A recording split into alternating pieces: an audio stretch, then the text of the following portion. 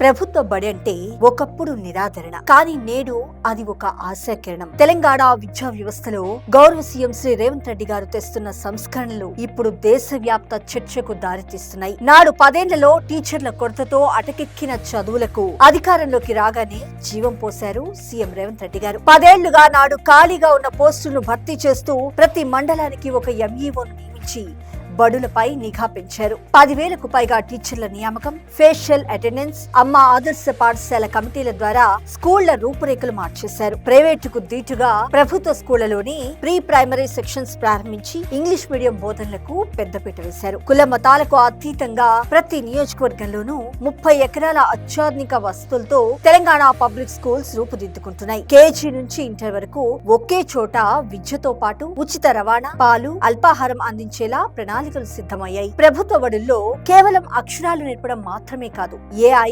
Digital విద్యతో రేపటి పౌరులను ప్రపంచంతో పోటీ పడేలా తీర్చిదిద్దడమే లక్ష్యంగా ప్రజాప్రభుత్వం సంకల్పించింది. ప్రభుత్వ పాఠశాలల్లో డిజిటల్ విద్యను మరింత బలోపేతం చేయడానికి వేలాది పాఠశాలల్లో ట్యాబ్లు, కంప్యూటర్ ల్యాబ్లు, డిజిటల్ క్లాస్ రూమ్ పరికరాలను అందించారు. ప్రభుత్వ పాఠశాలలకు ప్రజాప్రభుత్వం ఉచితంగా విద్యుత్ను అందించింది. విద్యార్థులు భవిష్యత్తు సాంకేతిక నైపుణ్యాలను నేర్చుకునేలా ఏఐ, డిజిటల్ లిటరసీని పాఠ్యాంశాల్లో ప్రవేశపెడుతుంది. టీచర్లు ఇంగ్లీష్ లో పాఠాలు బోధించేలా ప్రతి నెల వారికి శిక్షణను ఇప్పిస్తోంది. సామాజిక విద్యాధోరణి మార్చేందుకు ఒక పెద్ద లక్ష్యాన్ని గౌరవ సీఎం శ్రీ రేవంత్ రెడ్డి గారు తన భుజాలకెత్తుకున్నారు. తెలంగాణ ప్రభుత్వం ఇప్పటికే పాఠశాల విద్యలో చేసిన సంస్కరణలన్నీ దేశమంతా ఆచరించాల్సిన అనుభవ పాఠాలుగా కనిపిస్తున్నాయి. విద్యారంగంలో గౌరవ సీఎం శ్రీ రేవంత్ రెడ్డి గారు చేసిన ఈ సంతకం సర్కారు బడులకు పూర్వ వైభవం తీసుకురానుంది.